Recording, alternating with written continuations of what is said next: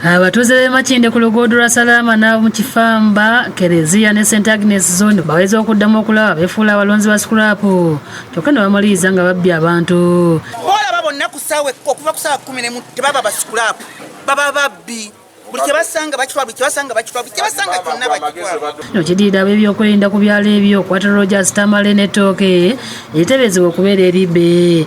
Abakulembeze okuli Isima Lukanga boogedde ku bintu ebirala basanze ne Tamale kyokka nga ne bibadde bibbe nga tajjukira gy'abijje. Ngatto, mmere ng'eyo, abantu simanyi oba nkonome naye embeera esusse. Obubi basse mutubbaliyo ku majja. Mama one tata oyani.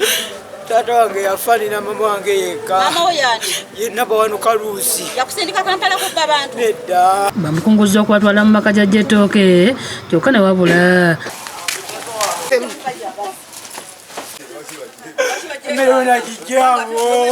Bamuyisizza ku yali police post y'e Busaabala bamulagidde asooke akole bulungi bwansi.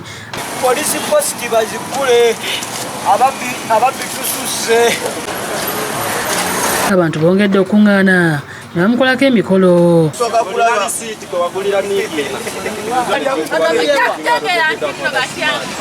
Kyokka liba teriri busa ne bafuna amawulire nga nannyini ttooke bw'alabise nga Egoleti Namata. Ne bamuzizza era omuvubuka ono n'abalagamu engeri gy'awalambyemu ekikomera ogwa munda okubba ettooke. Kati yagafuluma nengende wamulira ne mugambo manyi nti bayingidde mu kikomera ne babbe yange nayinamba nedda bidde bamukuba ab'omu Kifamba. Abantu bavumiridde obumenyi bw'amateeka mu kitundu era bw'atyo Tamale n'atwalibwa ku poliisi y'e Katwe okunoonyereza kugenda mu maaso. Ate tusobola omubuulirira ne tumugya mu mize gino emikyamu. N'olwekyo nsaba ebitongole byonna ebyokwerinda nti buli nsonga yonna tugitwale nga nsonga nkulu. Musanze nga nkyali omu nga bala bagenze waka neera ne mubembekkereza ne mutuusa awali abantu abangi okukwata. Yudaya Namyalo yakusakidde eggulu eno ku Lwabukedde TV.